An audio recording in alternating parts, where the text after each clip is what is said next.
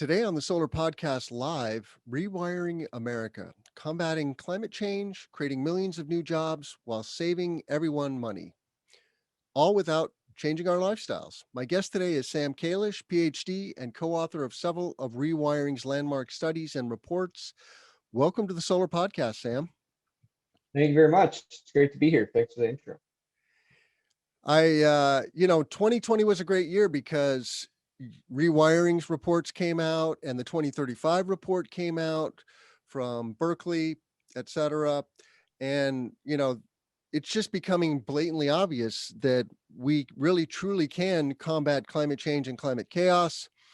The backdrop for this show is, of course, we just came off of a horrible week in Texas where the grid failed, the power went out, the water system failed, the fossil fuel power system failed, coal plants failed, and gas-fired power plants failed. It's a true natural disaster caused by climate change.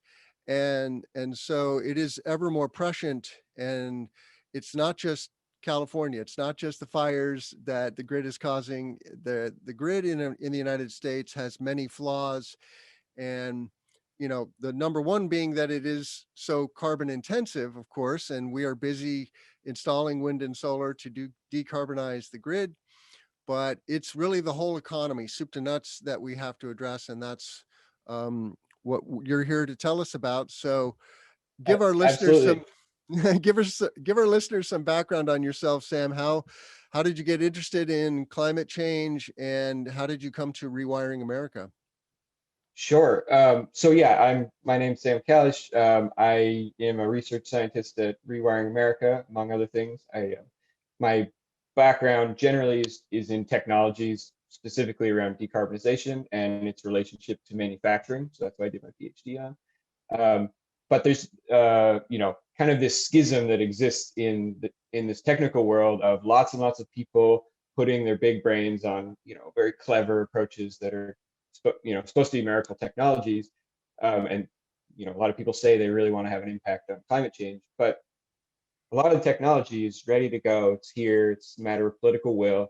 It's a matter of kind of building narrative around addressing climate change as being a massive opportunity, not one of great pain and sacrifice. And that's really kind of what Rewiring America is aligned with. And so I got involved pretty much just after I got out of my PhD.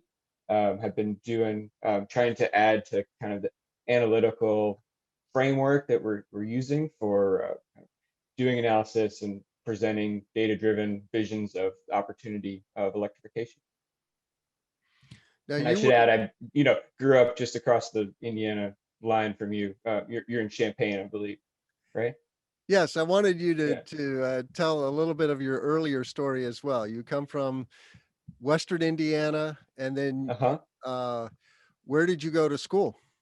Yeah, so I grew up south of Crawfordsville, Indiana, and then went to Grinnell in Iowa for school.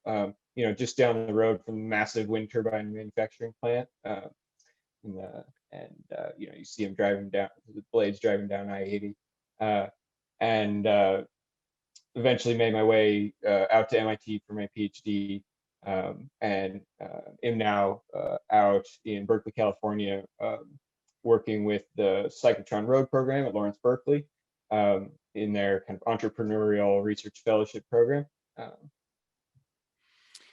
Yeah, and I just a little more background on the energy transition. I came to Central Illinois in 2008 from Chicago to work at the University of Illinois, and that's when we first got our first renewable portfolio standard. Illinois has a 25% by 2025 renewable portfolio standard. The way that took shape was there was a tranche of major wind farms that came through, and we now have, I don't know, going on a couple gigawatts of wind farms, mostly in central and southern Illinois. And then starting in 2017, we got FEJA funding, Future Energy Jobs Act, which is adding 3,000 megawatts of solar and another megawatt of wind. And so it is heady days here in Illinois. We have a real renewable energy economy. It is a bit of a boom and a bust. The subsidy program that was created called the adjustable block, um, it basically boosts the value of renewable energy, especially solar, but solar and wind. And then there's such a demand for it that those subsidies get eaten up. And now we're in a trough, and there's a bit of a bust, and there'll be a waiting period until we get some additional funding. So, but Sam, tell us about rewiring. How did you get involved with Saul Griffith?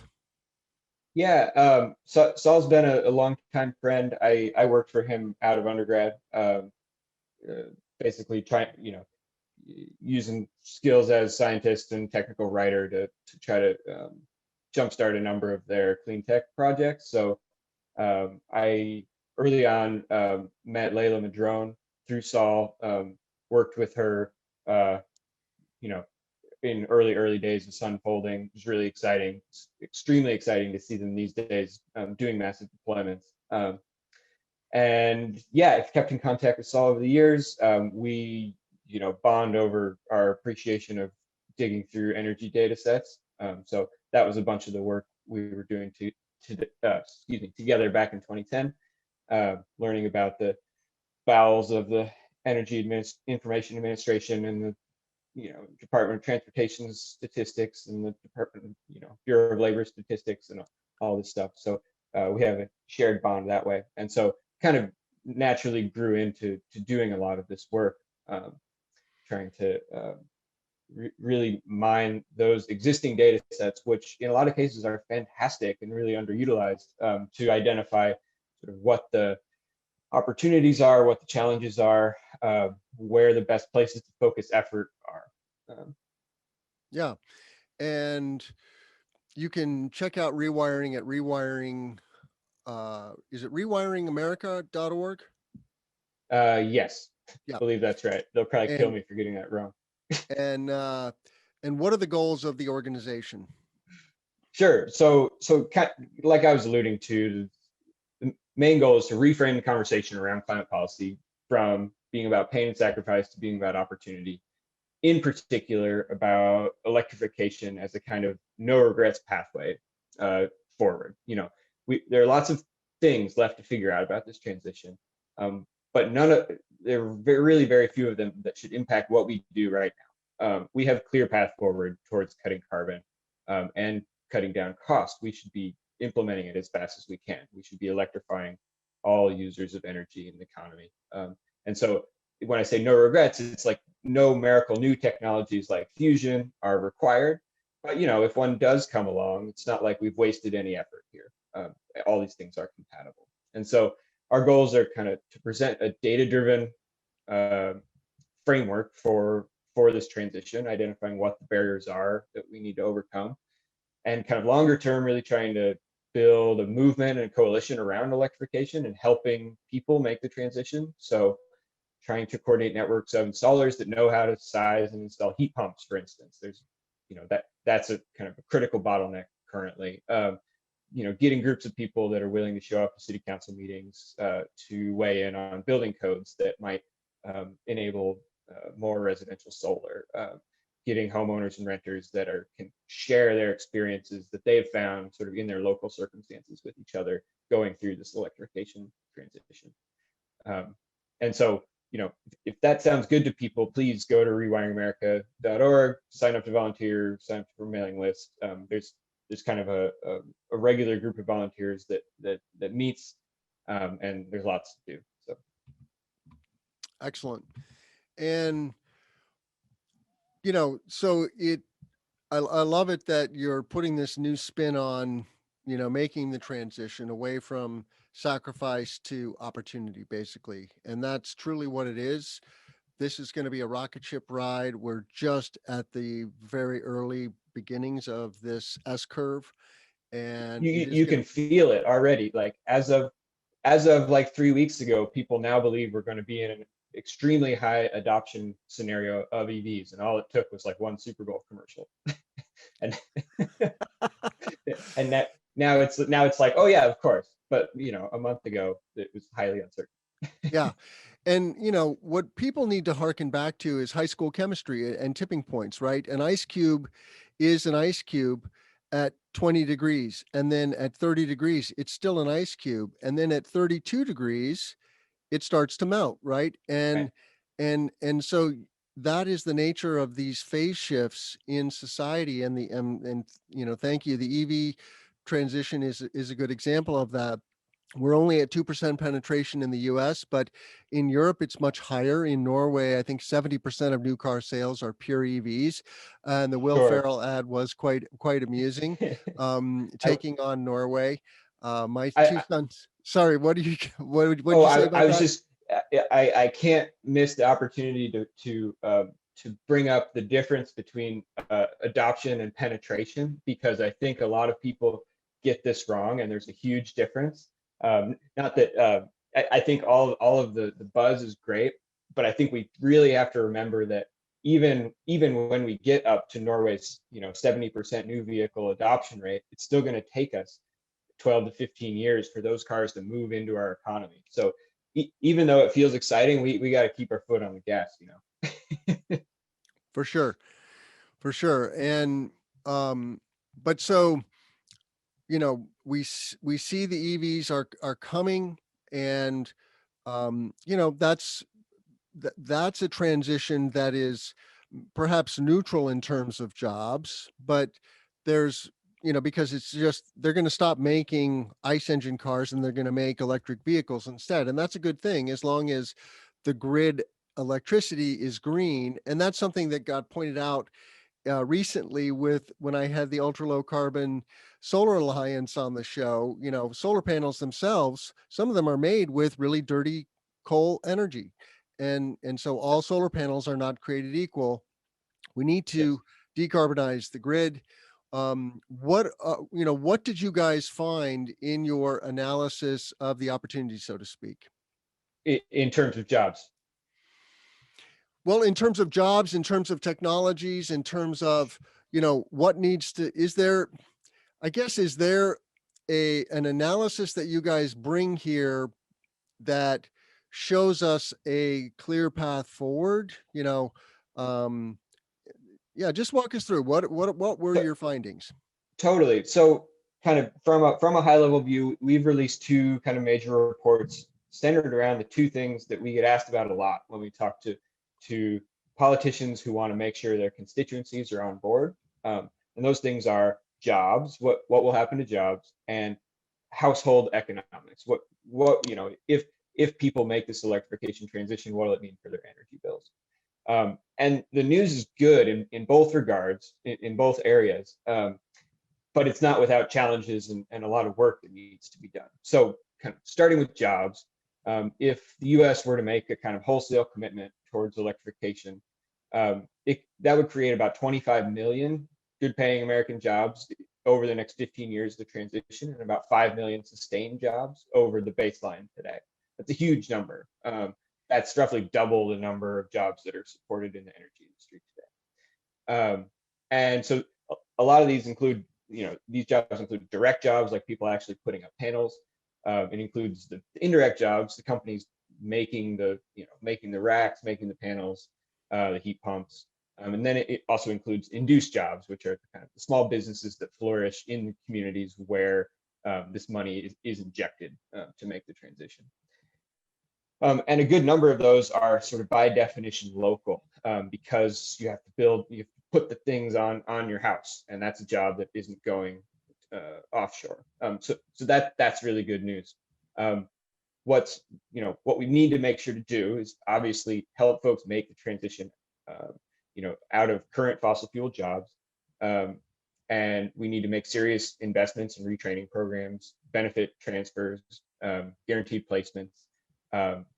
These are really important points to hit. But the bottom line is simply it takes more humans to produce a kilowatt hour of solar than it does to produce a kilowatt hour of natural gas, because burning dead dinosaurs is sort of easy from a labor perspective. And so there's a win in this transition in terms of jobs just from that sort of fundamental truth. Then the second point is about household savings. Do you have a question too?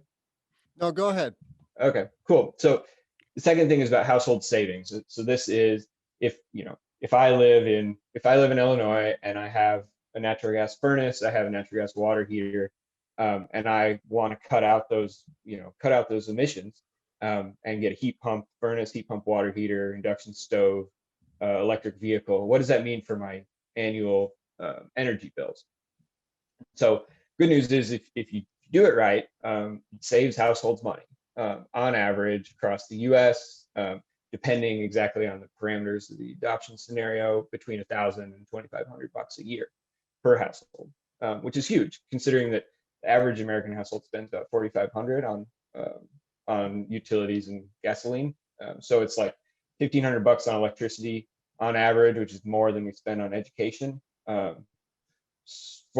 on natural gas on average, which is more than we spend on going to the dentist, and more on gasoline, about $2,000 a year than we do on meat, poultry, fish, eggs, fruits, and veggies combined. If I pulled those stats correctly, which is pretty remarkable comparison. Our energy bills are large currently, and so especially in places where they are above the average, there are really significant savings to be had from electrification. And a bunch of it comes down, I mentioned there's some variability here. A lot of it comes down to the financing that's available to households. These components, these heat pumps and electric vehicles, obviously have really high upfront costs. No one has the money to just go out and drop that cash. And so we need financing tools to be made available to households to make the transition and actually realize these long-term savings. And so the balance comes in is the future energy bill plus the loan payment less than my current energy bill? And the answer can be yes, in terms of the numbers that I just quoted. So let's talk about Illinois. I'm going to put a slide on screen. All right, from our Illinois report. Yeah. When we electrify the Illinois economy, currently we're spending $3,700 on energy, including space heat, water heat, cars, trucks, and electricity. And after we electrify all of that, we're going to save upwards of $1,800 per household per year. That almost sounds, I have to say, too good to be true, Sam. But it's good. But how do you?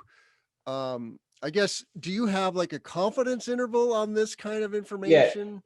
Yeah, and so this page here from the report is the kind of the rosiest of the pictures. So this is if we get the financing right, if we can provide really competitive financing to regular households to do this. We don't want people borrowing at auto loan rates of 8% or, God forbid, credit card rates of 22%. We want people borrowing at mortgage rates or below mortgage rates of like 2%. That'll keep their interest rates low so that you can make a large capital outlay and start reaping the savings immediately. I should note Illinois is actually one of the hardest states in the U.S. For making this transition because of a mix of factors. It's kind of cold. You already have relatively cheap energy prices, and there's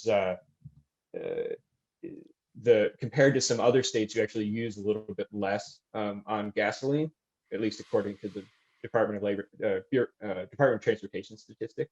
And so just sort of the baseline spend on utilities is a little lower than average. So the Illinois case is actually one of the more challenging ones, but you could still reap these savings I started to say financing, the scale of manufacturing. So this is predicated on a wholesale commitment to electrification, which, as I'm sure you're familiar, these technologies follow learning rate curves in terms of cost reduction for the amount that's installed. So, currently solar is on about a 21% learning curve, which means that for every time the total manufactured capacity doubles, the price drops by about 21%. Batteries are on a similar but slightly more aggressive curve currently, just because they're a little less mature than solar. And so getting financing, getting the scale required. So once everyone is doing this, to be driving down the costs, and then critically getting some regulatory reform in place to make, for instance, the installed cost of rooftop solar more like what it currently is in Australia, where you get quotes for under $1 per watt, where in the US it's currently around $3 a watt. Yeah, it is pretty shocking when you learn statistics from Australia and Western Europe at how much lower the cost of just rooftop solar is. For example, they have streamlined the permitting and installation processes Yeah, such that it is just it's a much smoother machine. yeah, that there are really interesting projects that I've seen just trying to make installing solar more like installing an appliance, like a jacuzzi. Like you don't need 5 site visits to install a jacuzzi. You just you need an electrician to install the outlet and then you plug it in. And so Yeah, getting a solar install look more like that has a really high potential to drive out the soft costs of the install. Which if you take that $3 a watt figure, the actual hardware costs are less than a third. I'm sure you know these stats, but it's pretty remarkable that 2/3 of it are in the soft cost of installation permitting. yeah. So presumably there's some of that in this. So we now have a graphic on screen showing the before and after just in Illinois. Um, and when you're converting transportation to electrified transportation, you're converting a lot of the gas heating to electrification. And that's, I guess, I still am struggling a little bit, Sam. I'm all for this, but I'm now an EV owner. I've seen my electric bill go up. My electric bill has doubled since I Mhm. bought my AV, and that I don't go to the gas station anymore. I do occasionally go to the supercharger, but I'm mostly charging at home, and I haven't been Have driving a you? lot. Um, Okay, I was going to that's the ask other if you thing. I mean, have you taken statistics. Have you sort of measured your cost per mile of the EV no, I ownership haven't compared done to that the yet. ICE Uh, ownership? Okay, yeah, I haven't because haven't it's got. a really interesting comparison. I mean, it varies obviously depending on where you live and the rates and stuff, but Yeah, um, it it's pretty hands down across the board, uniformly better, and in many cases significantly better. Um, yeah. But so let's just walk through this again. So, sure. kind of before and after, what, how do we get to $1,789 of savings? What are the Yeah. pieces of that pie? So so kind of one step back, it's really critical to understand that while your electricity consumed in your house doubled, if we consider the primary energy that goes into running your life, it got cut by about a third. Um, it, assuming you also electrified your heat and water heating and cooking. Um, and that's just because so there are inherent thermoelectric losses that occur if you burn a fossil fuel to make electricity. So if we're no longer natural gas peaker plants or coal-fired power plants, we're doing all renewables, we get a 1/3 reduction off the electricity right there. Then similar thermoelectric losses of an internal combustion engine, also about 2/3 of that energy is lost. And replace it with the electric car, you get 2/3 reduction right there.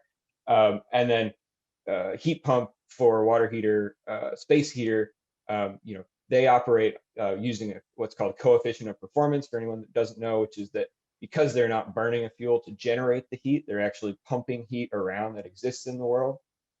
You get this huge win, whereas your natural gas furnace was, 80% efficient at turning the energy of natural gas into heat for your home. The space heater is, in a way of thinking, 300% efficient in that for 1 unit of electricity that goes in, you get 3 units of heat out. And that's just by the kind of laws of thermodynamics and moving heat around. So kind of I described 3 big ways that total primary energy goes down. Now, getting to your question about costs, when we do widespread deployment of rooftop solar, that is the sort of the if we can manage the supporting issues around it, that is and will continue to be the cheapest source of electricity for a homeowner. And that's simply because if you look at Australia, which that the dollar a watt figure I quoted, that translates into about 6 cents a kilowatt hour, excuse me. Which national average in the U.S. is about 13 cents a kilowatt hour. So that's right there. That's half off of the electricity bill. And when you do that, when you combine it with these big reductions in primary energy and a big reduction in the cost of electricity, kind of this is what comes out. And I should say this does include the financing terms of the loan. So that includes paying your loan payment that covers the upfront cost of that capital infrastructure. Yeah. I mean, it is interesting that the total cost of ownership of an EV is expected now to be lower, even though the upfront costs Half. are higher. Um, Yeah. so 50% of lifetime maintenance costs is the kind of figure yeah, that's emerging from that. yeah. And it's hard to imagine until you really dig into that, right? Because an EV has so many fewer parts Mhm. and so many fewer moving parts. So it has significantly less maintenance. There's no oil changes. There's no tune-ups. There's no spark plugs. It Yep. just has electric motors, and the motors are very robust. You will have brake maintenance. You will have tire maintenance, perhaps a little more tire maintenance because of the extreme torque that EVs have. Yep. You end Uh-huh. up burning your tires a little faster. But it's Um, so fun. it is. It's a great drive. I drive a leased Chevy Bolt right now, and it's Yeah, just way more fun than it should be. yeah. Yeah, I mean, it is a pleasurable experience, I have to say, driving an EV, and but it's a delayed gratification, right? Because it's truly over the long game that you're going to save money, and that upfront Well, is that if we get the financing right, that is not true. And this is, I think, a really important point. So if we consider like scenarios of future electrification, if a significant portion of electricity is being generated behind the meter, if if our electricity bills are going up uh, because we're putting our driving loads on our electricity meter, um, if we have these giant batteries sitting parked in our cars in our garages that can be a resource for grid stabilization and for energy storage, suddenly like all of these things that are considered personal property today really should be considered national infrastructure in terms of what the grid of the future looks like. Um, and they should be financed as such. It should not be a homeowner's responsibility to work out the financing of uh, getting their electric car. This should be viewed as good for the grid, good for the country, good for the electrification transition. We should be helping people finance this upfront cost and realize the savings immediately, not a long term. Kind of one of the less well appreciated parts of the New Deal was the invention of the 25-year mortgage that helped people that couldn't afford houses get houses and start building wealth. We need to kind of invent new financial instruments or deploy existing ones to help American households reap these savings. And sort of critically, we need to make sure that everyone is brought along for that ride, not like the history of the mortgage market where a lot of communities were excluded. We need to prioritize inclusion and equity in this. And so that's how we avoid that delayed gratification thing. We give financing at 2%, such that you start saving money immediately. There's no outlay for the household. so let's talk about grid energy and converting that from status quo where about 50% of our grid here in Illinois is already nuclear, which is considered low carbon. Mm-hmm. And then we're getting another big chunk from coal and natural gas. Wind and solar are, just nipping at a few percent now in Illinois. We're maybe at 3 or 4%, but I guess, But growing. but growing in fits Yeah. and starts. It's not a smooth transition right now, Sam. Unfortunately, it really is a boom and a bust. It's quite painful for us solar installers. I'm now casting about for opportunities in other parts of the country, literally other regions of the country, because the CNI, what we call CNI solar, commercial industrial solar market in Illinois is on pause right now. And so I'm chasing opportunities in Colorado and New Jersey, in Maryland, and eventually many other places. And that's okay. We have the, the brawn to do that, but many smaller companies wouldn't have the ability to even consider that as an option. Mhm. But we need to clean the grid. That's very clear, and that means wind, solar, and storage. The hydro opportunities are already pretty much soaked up, Yeah. and if anything, we're gonna Ooh, convert back. I like your word choice there. That's good. So, um, how do you see this playing out and what is necessary in terms of changes at the policy in policy and other practical factors to clean the grid, both regionally and nationally? Sure. Um, I think a big one is there's in some sense a perceived fight between big utility scale renewable installations and distributed generation. Um, and we need to, we need them both. Like they're both going to be highly critical. We need to not view them as antitheses, but as supporting each other. We need to break down the barriers for like synthesizing a grid together with them. So, the argument for distributed is, goes like, if you got rooftop solar at 6 cents kilowatt hour, average transmission distribution T&D in the US, 5 cents kilowatt hour. So you've almost eaten up all your margin there. Even if you had free electricity, the transmission and distribution might kill you on, just compared to a distributed generation setting. So that tells you right there that distributed generation is going to be a huge part of the future grid, and we need to make sure that that's as easy as possible and it's easy to integrate. In terms of bidirectional flow of electricity, where the solar on my roof, it, the utility pays me fair rate for it. I sell it back. My neighbor uses it, etc. But that's to say the grid provides more than just generation, and so we need to take that into account too. Grid provides guaranteed electricity, and so that's the service being paid for by the T&D costs. And so we in the we need to balance that with the cost of storage. So lithium ion battery prices are just falling ridiculously. It's now estimated that lithium ion will become the most cost effective storage solution across nearly all of the parameter space of storage in terms of size and hours of discharge.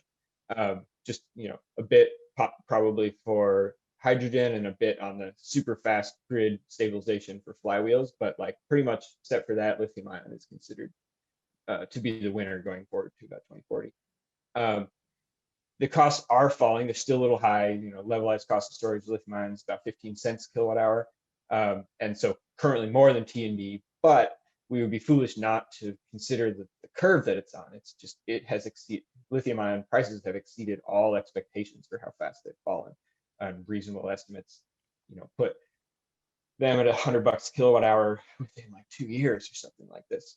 So we really need to kind of change our notion of what grid infrastructure is. I think is a kind of started talking about this a minute ago, in terms of considering the generation and the storage that's behind the meter, that's in our homes, that's in our vehicles as grid infrastructure, finance it appropriately, and incorporate it into the system appropriately. And that's how you create resilient, robust grids that don't have single point of failure, like we saw last week, where huge reserves of natural gas and oil were sitting very close to where those customers were without heat, and we're all caused by systems that had small number of points of failure that could bring the whole system down. And so Yeah, and let's developing let's just let's just shine a light on, for example, some of the advantages of distributed solar. So we're talking about rooftop solar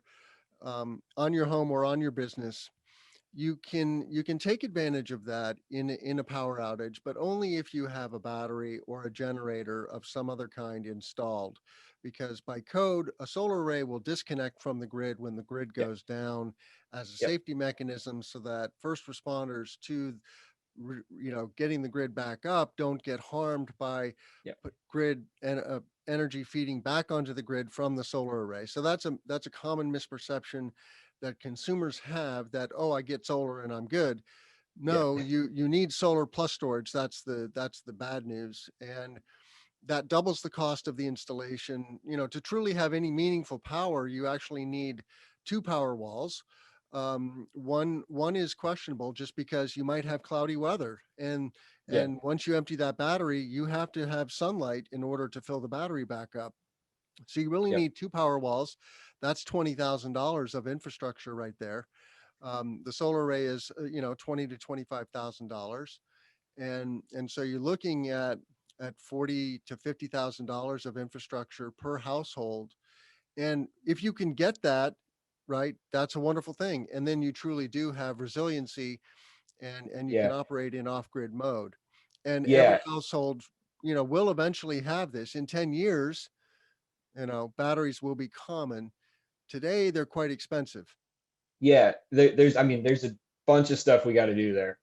So current, when you install that Tesla Powerwall, it goes in at about $1,000 per kilowatt hour. So that's where that huge price tag racks up, is for a given amount of battery you're paying through the nose for it. Whereas in a EV factory, batteries go into EVs at $100 a kilowatt hour, 130, right? This year, 102 years.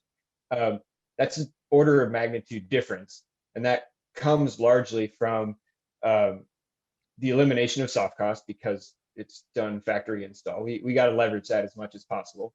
And then the sort of just the commoditization and the availability of multiple products, and driving out extra costs from these systems. Um, we need to attack that really aggressively. The home battery storage is on track to do the same thing solar did, where the hardware costs are going to be a very small percentage of the installed cost pretty soon. I mean, they currently are, but it's going to continue to be a problem, and we need to attack these soft cost issues. The other thing we need to do is we need to aggressively target vehicle to house and vehicle to grid tech. So those two Tesla Powerwalls, I forget the exact kilowatt hour in a Tesla Powerwall. I think it's 5. So two of them would be 10. Is that right? I'm not sure off the top of my head, but Okay, so that, say it's 10 kilowatt hours for those two. Your Chevy Bolt's got 60 kilowatt hours right there sitting in your garage. And generally, the stats are, the data is coming out now, but in most managed charging situations, vehicles have significant excess capacity that they can offer to the grid in terms of doing load management, covering shortfalls, things like this, without impacting the needs, the transportation needs of the user. And so, really making sure that those technologies are deployed at scale those two things are really important in terms of driving down the cost of residential storage. Powerwall has 13.5 kWh. And Got it. yeah, my EV has 65 kWh. Mhm. Um, the average home is consuming about 10 kWh though per day in the And United 20, States. 25 in the electrified future. Yeah, yeah. So we're going to double or triple the grid Mhm. when we electrify everything, and that's as it should be. That's a lot of jobs and a lot of opportunity to rebuild the grid. I guess that's another thing that you touch on is, obviously we have a very unstable grid, and the and somewhat antiquated technology. FERC did issue a report just recently saying, maybe we should reinvent the grid from the ground up. I'm certainly a fan of that concept. Maybe it's a both and, maybe it's expanding the I think grid. it's a both and, yeah. Yeah. Um, and one of the problems in Texas is that ERCOT was not connected to the national grid, right? They're Right. an island in and of themselves. And so when that collapsed, they weren't able to benefit from being part of a larger grid. They are not part of MISO. Um, Right. and so there's some, there are some quirks in the system, and it's not easy in a democracy like the United States to make radical change. There tends to be more incremental, gradual change. The Chinese can say, "Hey, we're going to go net zero by 2060," and then it's just, uh, this is the way it's going to be, folks. And they truly are. Many Americans are quite ignorant of how far ahead the Chinese and the Europeans are ahead of us in terms of charging infrastructure. I saw a video about Shenzhen recently, and Yeah. they have ginormous fleets of electric buses and electric taxis on the streets. It's a very, very modern infrastructure city from an American standpoint. They also have bullet trains going everywhere. Yeah. And I'm not saying China's perfect, far from it. They have lots Mm. of issues. Um, and but in terms of adopting new technologies in specific locales, they are leaps and bounds ahead of us. So do you guys think about these problems of how do you, without changing the fundamentals of our democracy, which, obviously our democracy is somewhat broken, and there is gridlock in Washington. um, how do we have a breakthrough? Yeah, uh, I mean, this is one reason that I think Rewiring America's work is really important, and why rewiring exists is to, you know, we get a breakthrough by building coalitions, and by painting good pictures of where this could lead, and what it could mean for, you know, average American households, for saving money, for making jobs. And so one of the things we're kind of actively engaged in right now is, doing a bunch of outreach, with folks on the Hill, trying to plug in to the coming stimulus package and the, likely reconciliation process around it, in terms of shaping what programs could look like, that kind of, you know, rewiring. Our publications tend to paint really large picture, long-term views, but actually kind of filling in the transition in terms of what a rebate program could look like. We're doing a bunch of work right now on what the right rebates are for, residential electrification. So specifically space heater, water heater, swapping out, existing natural gas. Existing old electric is actually a pretty important thing to swap as well, just due to the high market penetration and the relative performance gains of heat pumps. Um, so pricing what rebate programs can look like, and also, trying to estimate what the supporting infrastructure needs to be to help households make the transition. So, like if you want to sub out your natural gas water heater, you probably need a 220 outlet right where the water heater was. I bet you don't have one.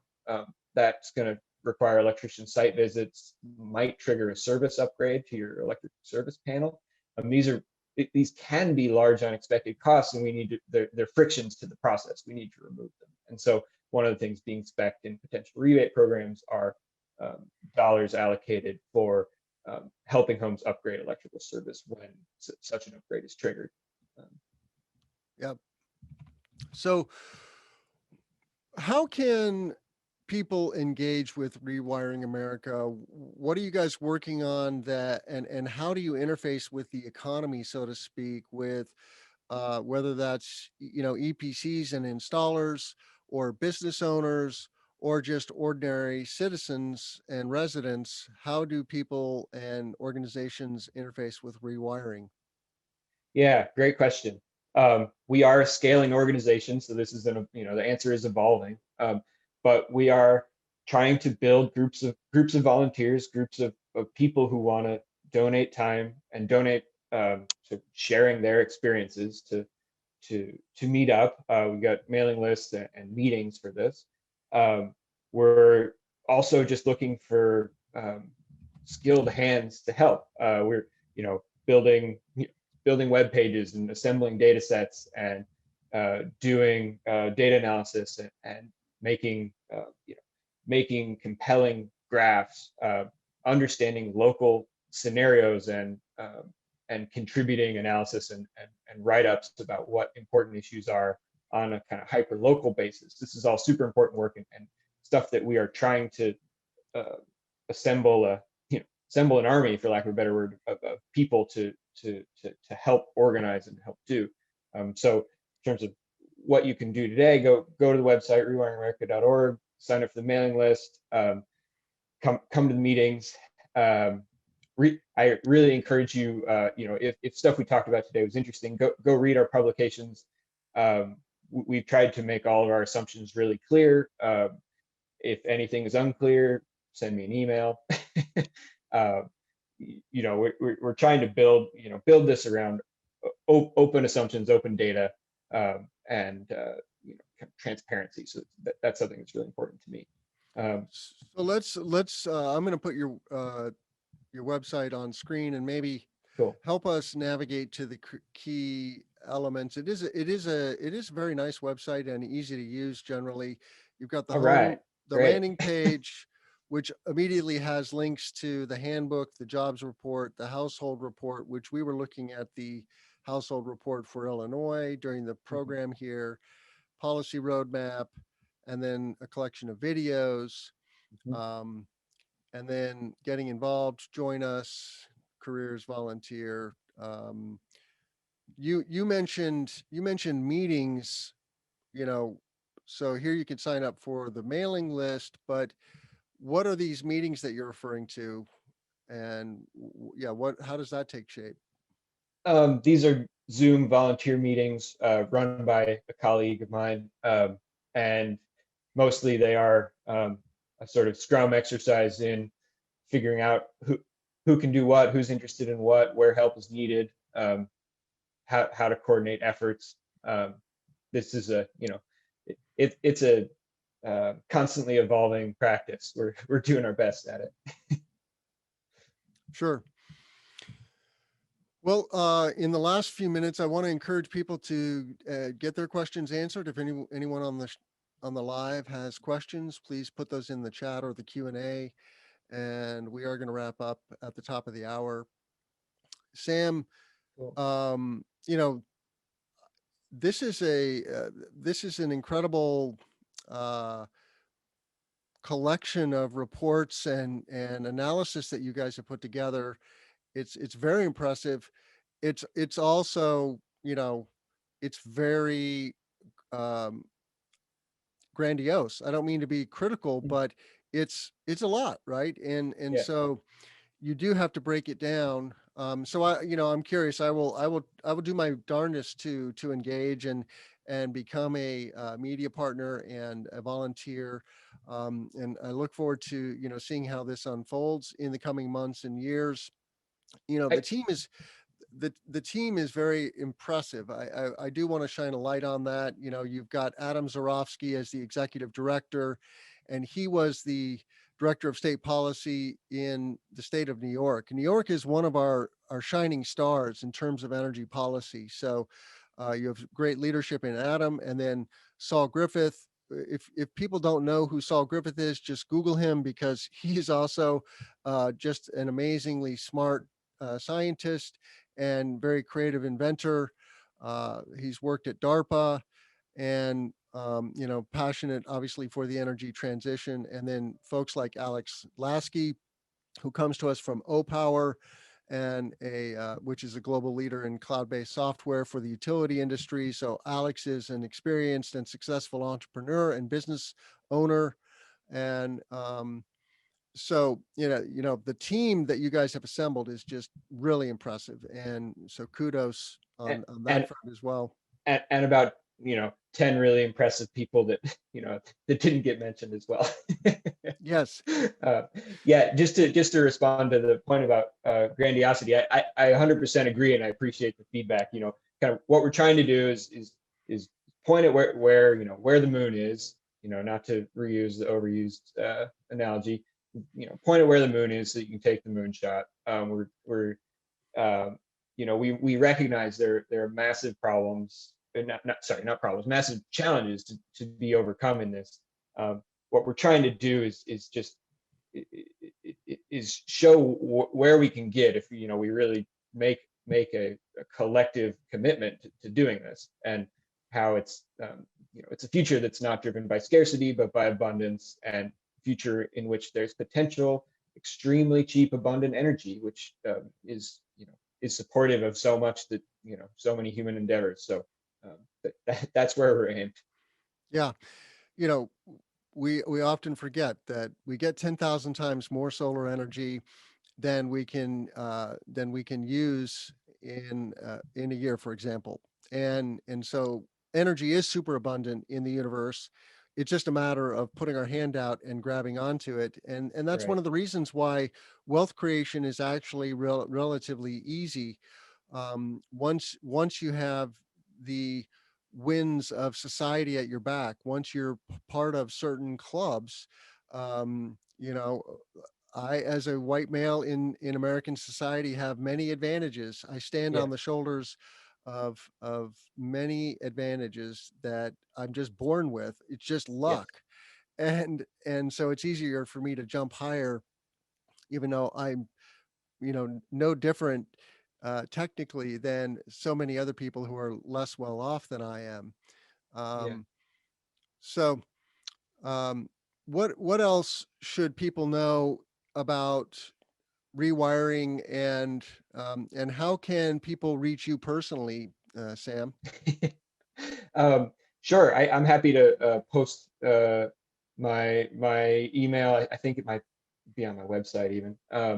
But there really rewiring is trying to aspires to build a massive coalition. Rewiring is a community organization. So um, the you know we we cherish and are trying to solicit engagement. Now, that's not passive engagement. This is not a spectator sport. So if you come, you will work. Uh, so bring the issues that are important to you, and the ways that you can contribute to them, and and even a vision of the help that you would like, that you need in order to enact them, and the goal is to be kind of the conduit through which um, meaningful change can happen. Yep. But the It is gonna take many shoulders to the wheel here to transform society, and but time is of the essence. We have to sharpen our efforts, right, if we're going to have any semblance of a smooth transition. And I hope absolutely. I hope that there is still, an opportunity for a smooth transition, but the transition is happening, like it or not. And even for those among us who are against the transition or think it's some kind of fake news, the transition is happening, and economics will ultimately speak and drive us to, towards a sustainable future. to your point about tipping points, I mean the tipping points are here. I mean, we're sort of past a few of them already.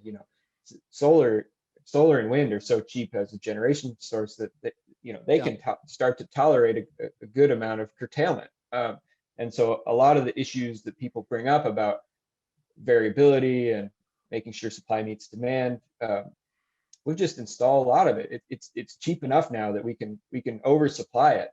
It's the same thing that we maintain strategic reserves in natural gas and oil. Future system will have strategic reserves, and that is how we will there will be this abundant future. Yep. Well, I want to remind our listeners that they can find all of our content at cesnrg.com/podcast. And we are bringing you several interviews a week. We do these monthly live events, which are at the events tab. Next month, we have uh, on March 30th, we have Andy Klump joining us from Clean Energy Associates. They are a well-known engineering uh, company based in Denver with offices in China. So looking forward to that on March 30th. But truly, um, the cesnrg.com/podcast will give you tons of content like cable management with Ken Sanger from Snake Tray. We did a great show on solar and storage with Enion, on storage system integration, decarbonizing the solar supply chain with the Ultra Low Carbon Solar Alliance, and so on. I want to thank my guest, Sam Calicsh, for joining me today with a great show on Rewiring America. And I want to thank everybody for attending the show, and have a great day.